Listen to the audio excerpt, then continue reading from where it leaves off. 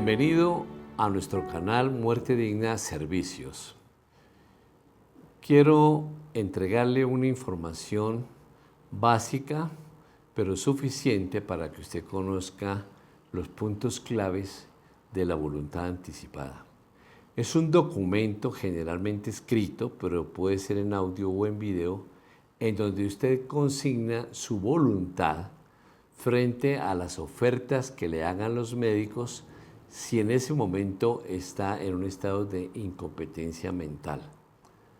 En ese documento dirá qué cosas acepta y qué cosas no acepta. ¿Cuál es la base de ese documento? Ese documento tiene una base ética que es el giro que implicó sacar de los médicos el derecho a manejar al paciente como quisieran, según la ciencia médica o su propia opinión sobre un caso, y colocar esa responsabilidad como un derecho en el paciente. Entonces se pasó del derecho de beneficencia que hacían los médicos a los pacientes al derecho de autonomía. Lo escucho, doctor, y como no lo puedo escuchar porque estoy incompetente, aquí hay un documento para que cualquier cosa que me ofrezca, yo le voy a decir en ese caso qué quiero y qué no quiero. Qué cosas incluso deseo que si me implementaron me sean retiradas.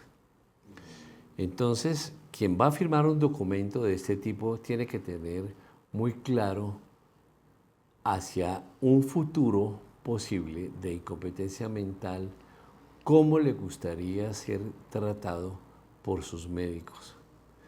¿Cuál sería en ese momento la manera de ejercer su dignidad? Lo que usted considera que ese es su sentido de vida, lo que es su autonomía, lo que es su libertad.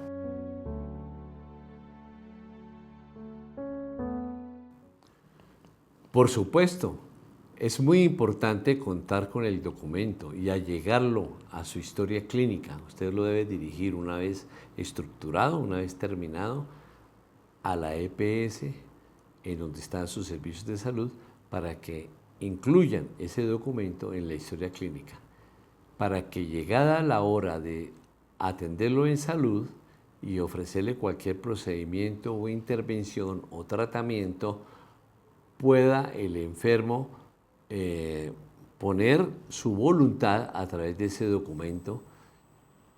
Especialmente cuando está incompetente, los médicos van a tener que cumplirlo. Cuando está competente el enfermo, puede manifestarle al médico con claridad lo que ha escrito en ese documento, por qué lo ha escrito y refrendar su voluntad.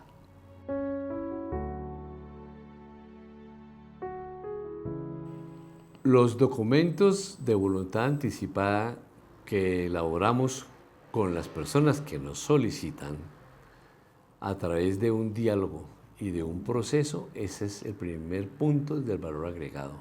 No es un formato fijo de una página donde todo el mundo firma lo mismo, igual. Es un documento personalizado. Tenemos que recoger y plasmar ahí cuál es el estado de salud del enfermo y por lo tanto, como médicos sabemos cuáles son las principales complicaciones a esperar de acuerdo a su historia clínica y esos escenarios deben quedar plasmados en la voluntad anticipada. Si es una persona sana, pues le preguntaremos a la persona que nos consulta cuál es su visión sobre la vida, sobre la calidad de vida, sobre el sentido de vida, cuál es su concepto de dignidad, qué espera en caso de enfermedad, qué cosas desea hacer según los diferentes grados de enfermedad y especialmente cómo va a enfrentar el final de la vida y la muerte.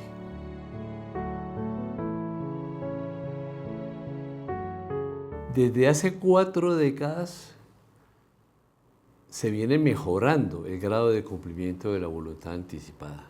Ya hay unas normas legales que lo respaldan y que obligan al médico a respetarlo, porque antes era solo la cuestión ética. Esta es la voluntad del Señor, pero no había una obligación legal de respetarlo. Esto ya está presente, hay una resolución del Ministerio de Salud que obliga a los médicos en la relación médico-paciente a respetar las voluntades del enfermo. Cuando está incompetente, el documento. Cuando está competente, tener en cuenta lo que ha firmado, porque es ya una cosa formada, una opinión formada que se debe trabajar para modularla o para cambiarla o para confirmarla en el momento dado. Es el valor pedagógico que tiene la voluntad anticipada. Se logra llegar a un enfermo enterado de lo que tiene, de lo que puede tener y que es capaz de decidir racionalmente qué le conviene más.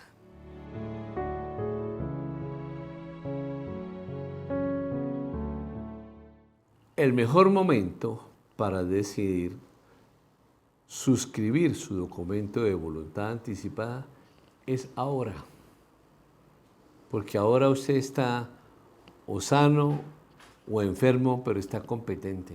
Si usted no lo hace y se presenta una enfermedad que lo lleve al estado de incompetencia mental, serán los médicos los que resuelvan qué hacer con usted.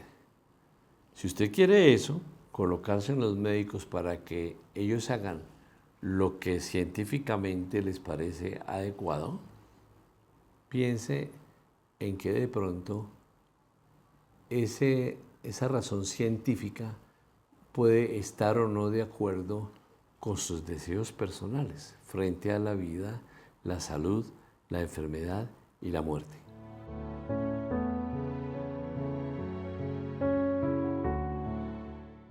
En ocasiones no se cumplen las voluntades explícitas y documentadas del enfermo porque el documento es abstracto, porque no da cabida a las principales variantes que hay en un estado clínico. Hay siempre matices del estado clínico, hay distintas posibilidades, de manera que al hacer ese documento se deben tener en cuenta las distintas formas en que se presenta un cuadro clínico, por ejemplo, los distintos tipos de coma, los distintos tipos de causas de coma, su distinto pronóstico.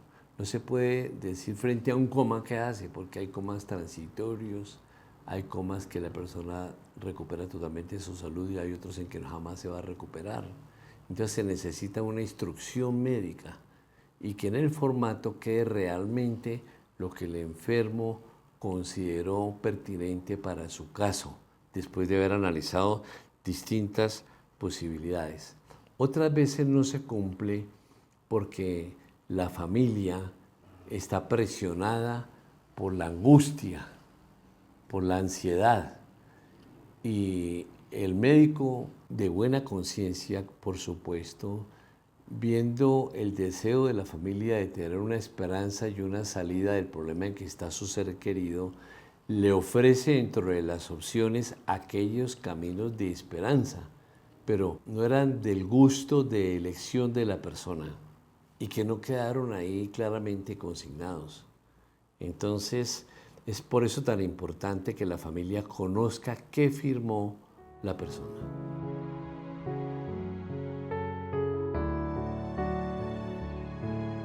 Son dos cosas distintas. El consentimiento informado que ustedes habrán suscrito muchas veces, siempre que les van a tomar un laboratorio, les van a hacer algún pequeño procedimiento, hay una hojita donde está explicado qué le van a hacer, qué va a sentir, qué complicaciones son de esperar, qué cuidados debe tener. O sea, hay cierta información para que usted acepte que se deje hacer ese procedimiento de laboratorio o ese procedimiento, una endoscopia, ¿no? Una laparoscopia, todo tiene su consentimiento informado. Ya en toda parte que le van a hacer a usted algo los médicos, está ese consentimiento informado. Generalmente todo el mundo lo firma, sin leer ni siquiera qué dice, pero pues es muy bueno leerlo y preguntar además si le queda alguna duda. Eso es, digamos, un documento in situ que se hace antecitos, unos minutos, una hora 2 horas antes del procedimiento que le van a hacer. En cambio, la voluntad anticipada es a futuro, en un tiempo que está suspendido. Si me llega a suceder esto, en caso de tener yo esto y estar incompetente, cumplas este documento. Hay más tiempo entre la voluntad anticipada y el momento de cumplir lo que el enfermo desea. En el consentimiento informado hay una primacía de la información que le ofrece el personal de salud a usted a un procedimiento que a usted le han ordenado. En la voluntad anticipada es, yo quiero que esta sea mi voluntad en caso de a futuro, que puede ser hoy mismo, mañana, dentro de unos meses o dentro de unos años. De paso, es importante revisar con cierta periodicidad esos documentos. Cada vez que ocurra un evento delicado que cambie las circunstancias, es mejor revisarlo y ajustarlo. O cuando pase un intervalo, digamos, de unos 2 años, 3, es recomendable volver a mirarlo y ajustarlo porque la perspectiva de la persona puede cambiar con el tiempo, con las circunstancias y con lo que haya sucedido.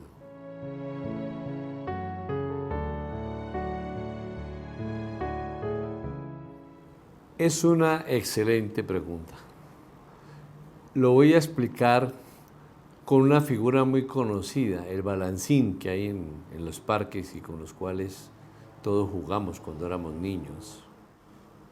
Ese balancín tiene 2 extremos. Uno de los extremos, en este caso, va a estar ocupado por el peso del tratamiento. Allá se sienta el señor tratamiento y ese tratamiento va a ser livianito o va a ser pesado, con consecuencias importantes, con riesgos, con secuelas o con mucho éxito. Al lado opuesto está sentada la muerte digna, o la vida digna, si se quiere ver así. Pero especialmente la muerte digna con sus distintas opciones, con todas las opciones que tiene la muerte digna, todas las variedades que ya presentamos y que acá recordamos con esta figura de este muñequito donde están las distintas opciones de muerte digna. La limitación del esfuerzo terapéutico, los cuidados paliativos, la sedación, el suicidio asistido, el código de no reanimación, el paro cardiopulmonar que sigue a un coma inducido, que en Colombia llaman desafortunadamente el procedimiento eutanásico.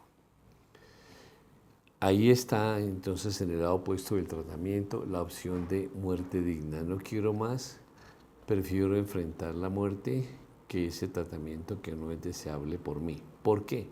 Porque en el centro del balancín están los criterios que la persona toma en cuenta para aprobar el tratamiento o para desistir y tomar la opción de la muerte digna.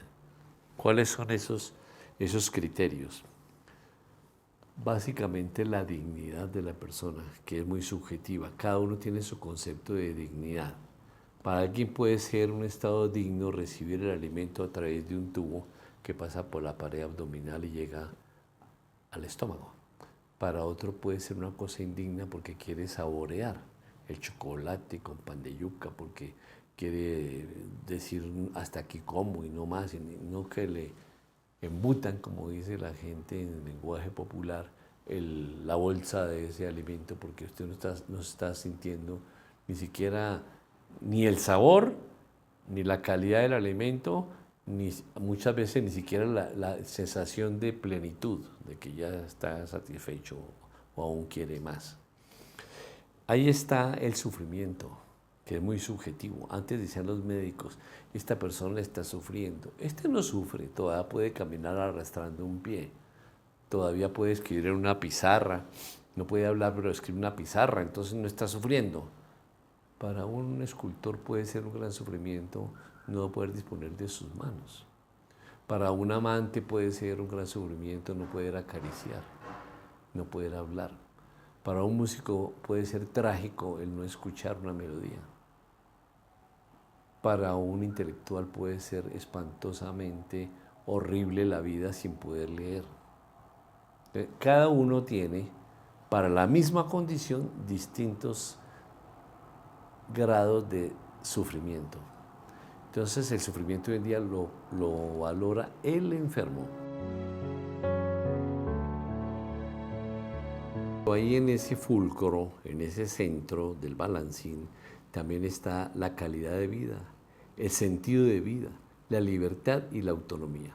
En la línea vertical están abajo las voluntades anticipadas que se han firmado y arriba las enfermedades y los estados clínicos. Hoy no se trata de enfermedades, a la hora de hacer el documento de voluntad anticipada se fija uno, es en qué estado clínico está el enfermo, qué haría en cada uno de los estados clínicos, que son la agonía, la preagonía, el estado terminal, la enfermedad crónica y el declive, o sea, al final de la vida, los años últimos de la vida donde generalmente hay ciertas discapacidades, ciertas limitaciones.